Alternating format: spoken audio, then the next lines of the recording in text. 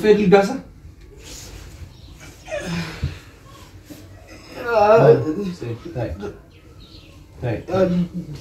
Akkam jirta? Nagaadha Dooktar. Fayyima? Jira. Maal taate Joffee? Bakkumti nan innayyuu hin jiru. Mana qaamni koo hundiyyuu kan koo miti. Qaamni koo hundi kan koo miti?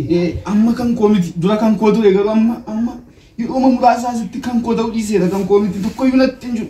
Amma okay. Tasgabbeessi qaamni kee kanuma xiqqoo si dhukkubeeti ta'a.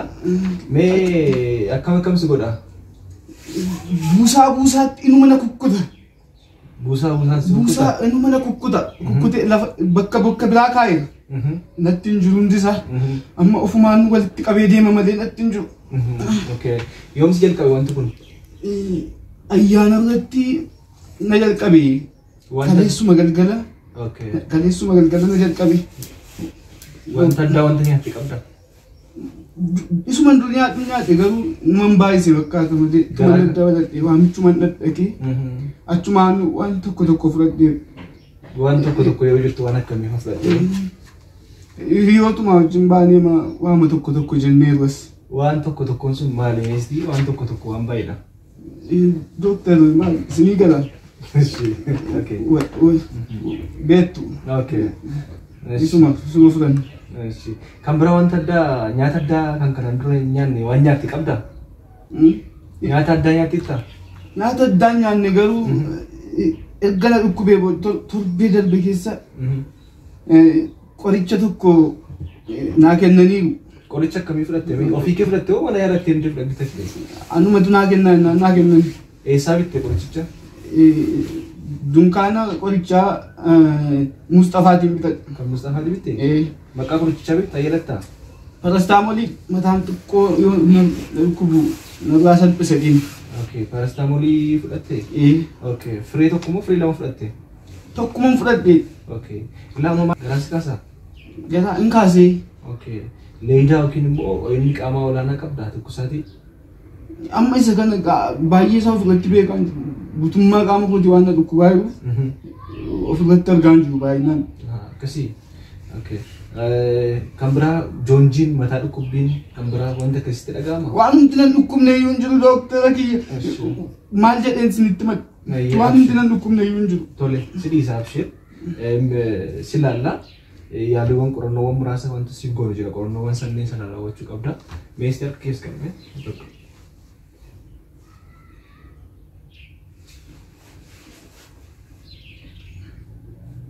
Baay'ee si akkasiisaa ture? Qaamni kee waan fakkaata. Baay'ee akkasitti si akkasii baala qabsiiseera? Eeguma fudhadhee baay'eedha. Kanaaf qorannoowwan muraasa goona qorannoo sagaraa goota. Akkasumas immoo qorannoo dhiigaa si goonee dhibeen kee maal akka ta'e barra. Jiraayyuu dooktara nuuf keessaa fixeera. Jira rakkoon qabu yeroo baay'ee dhiigni gahaa qabna waan ta'eef dhiigaa wajjin wanta wal qabatan kanneen goona.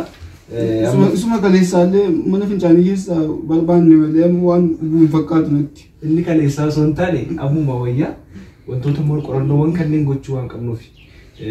Kana waan tokko fudhachiisnee qaamni kee si dhiisaa dhukkubbiin qaamaa si dhiisaa qorannoo erga si goone booda qoricha si barreessina. Garuu amma wanta sitti himu tokko yoo jiraate yaalii ogeessa fayyaa malee yookiin immoo ajaja ogeessa fayyaa malee qoricha fudhachuun gaarii miti. Qorannoo kana godhii kottuu itti deebina. Hawaas godhiitti itti deebina. Oh dokter. Sini. Nur. Hai. Dhufe dokter. Okay. Bu'aan qorannoo keetii nu ga'ee jira. Bu'aan qorannoo keetii hangas waan nama sodaachisu hin qabu. Dhibee salphaadha. Yeroo baay'ee ayyaana wal qabatee namoonni baay'ee nyaata garmalee nyaachuudhaan kan ka'es ta'ee dhugaatii garaagaraa nyaata qulqullina hin qabne irraas kan ka'e dhibeessu dhufudha. Marummaan kee xiqqoo infekshinii marummaa ni qaba. Kanaan dura dhibeen taayifoodis dhukkubee beekama. Dokter yeroo takka bakteeriyaan kun illee yeroo isheen itti namatti kaatu jirti. Mirmaraan kee kan biraa fayyaadha. Hirree dhiigaa immoo qabda xiqqoo. Hirree dhiigaa kun kanaa wajjin kan wal qabatu miti. Tareetii kanaan dura sirratti hin beekamne ta'uu danda'a. Kanaaf qoricha siif kennu qaba. Gama biraatiin immoo nyaata kanneen akka dhiiga kana bakka siif buusan nyaachuun gaariidha. Tiruu diimaa fa'aa nyaachuun gaariidha. Kan biraas immoo nyaatawwan kanneen akka baaqelaa, ataraa fa'aa kanneenis xaafii diimaa fa'aa nyaachuun baay'ee gaariidha siifi. Inni kan biraa amma garaa kasaan kun sirraa dhaabbatutti nyaata mi'aa ta'an akkan sooranne sitti barbaada. Jechuun juusii fa'a wanta ishee jalqaba waliin jenne san immoo wanta lama isheetti sana dhiisi. Dhugaatii sanatu dhiiste gaariidha. Isheen ayyaanuma irratti dooktar malee yeroo biraa ittiin buune. Akkasii kanaaf wanta irraa fagaatee turtees ta'uu danda'a. Gama biraatiin immoo haadha manaa kan jaartii qabdamni. Ni qaba. Jaartiin kee mana kee immoo mooqa soogiddaan sirriitti sifamuutu dhugi. Dooktar haadha manaa jettanii waan yaadachiiftanii. Waa isinitti mul'ate. Mee rakkoon qabu dubbata haadha rakkoon qabu sodaanii. Ilaamee waa isinitti mul'ate. Dubbadha rakkoon qabu dhaggeeffachaa jira. Sodaatiin hakiima wanta sodaatamu hin jiru hakiima wanta uffatu hin jiru waan ta'eef. Natti cimeera. Wanti cimu hin jiru sodaatiin abshiru. Jalqaba waan tokko waan nama sodaachisu hin jiru. Namni kan biraallee hin jiru. Hakiimni tokko cita keessi eega. Cita dhukkubsataa dabarsee hin kennu. Namni kan biraas akkuma argitu namni biraas hin jiru. Kanaaf dubbachuu. Wantichatu waan dubbatamni. Wanti dubbatamne hin jiru. Waan akka sodaatiin maal si gargaarume? Akkas islaamni inni kun islaama jechuun cimtu wanta kanatu xiqqoo natti cimeera. Omaa rakkoon qabu dubbadhu maal? Waan akka sodaatiin dubbadhu akka rakkoon tokko jiru. Garuu nayyaa lama. Omaa rakkoon hin jiru wanta furmaata ta'u hundumaa furmaata si godha. Humna keenyaan ol yoo ta'e immoo rifarsi godha. Omaa rakkoon tokko yaadde. Haadha manaa koo. Haadha manaa koo wajjin walloltan immoo yeroo baay'ee wal lolla dooktar. Maal irratti wal loltu?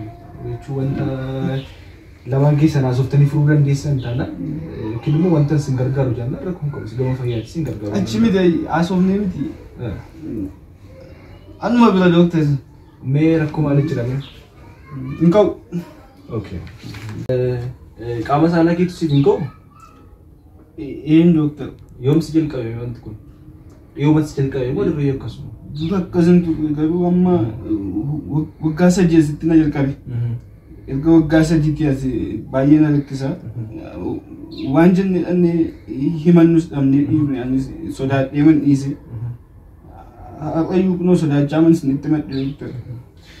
Maal seete beektaa?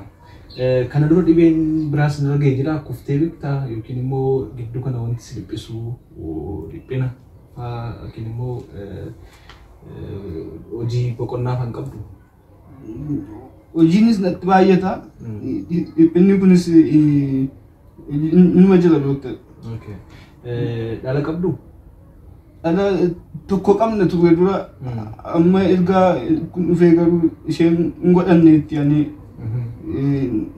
gochuu hin dandeenye. Dhangalaastaa miti garuu?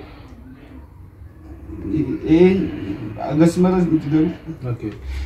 Maal seeti? Inni guddaan wanta beekuu qabdu kanaan dura fayyaa turte gidduutti wanta si godhate wanti heefi wantoota fooyyessuu qabdan jalqabarratti. Kana jechuun dhiphinni keessumaatii hormoonii qaama keenya keessa jiru baay'ee waan jeequu fi riilaaksii gochuu qabda. Akka yaadutti wanta kanaan dura takkaa si mudateef lammaffaa deemtu waan sodaattu natti fakkaata. Kanaaf sodaan kun immoo sodaa si keessatti tumee jira. Isa yeroo darbee sana yaaduu hin qabdu. Gadda qaamni saalaa kee ka'uu waan dhiisee farras immoo ka'uu dhiisa miti. Kanaaf immoo kan immoo akkasitti akka roobatti warabaan dhala caalatti. Kanaaf of hin dhiphisinii isheenillee akka isheen dhiphattu hin godhinii. Anu ammoo yaaduyyuu dhiiseera. Yaaduyyuu dhiiseera yoon yaades waan dhufuu diiduu danda'u. Ani yaaduu dhiiseera immoo. Kana caala immoo yeroo baay'ee walqunnamtii saalaa baay'inaan gochuun mataan isaallee amma tokko faayidaa guddaa qaba. Torbanitti walqunnamtii saalaa oggoo meeqa gootu? Tokkoyyuu ammoo erga dhiifne turre dooktar. Maal si deebiitti asirratti wanti beekuu qabdu tokkoffaa walqunnamtii saalaa yeroo dheeraaf qabaachuun gaariidha amma tokko. Kan biraa immoo dhiphina kanas hin jedhe hundumaa maneej gochuudhaaf jalqaba wantoota kanaan erga maneej gochuudhaaf yaalte booda sirreessuu yaalla. Kanaaf walqunnamtii saalaa gaafa kan jedhamu namni tokko ijoollee godhachuu barbaadees yoo ta'e torbanitti gosa walqunnamtii saalaa tokko ta'e. Tokkoyyuu hin cimtiin. Tokkoyyuu cimaa jirti amma ishee giddii amma immoo isheenuu ka'uu diddeetti dooktar. Alaabaan siiti.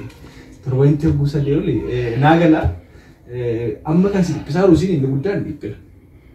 Kan kanaan dura qaamni isaa dhiiraa kakee hoodii waan dideef jettee isaa jirta.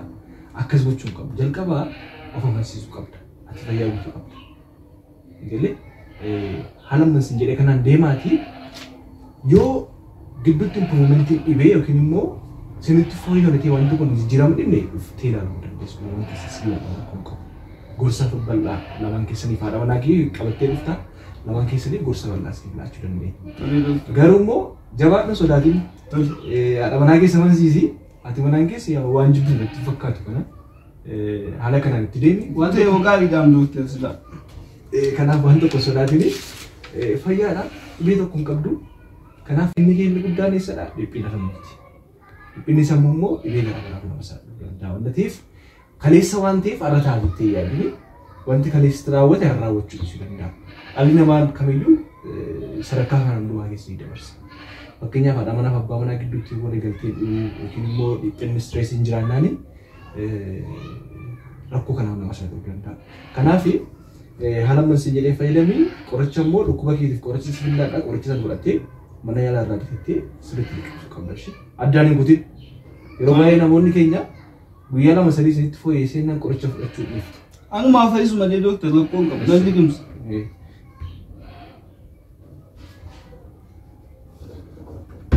Qoricha kana faarmaasii irraa bitadhu. Ulfaataa dooktar. Ayyee Kabajamaa.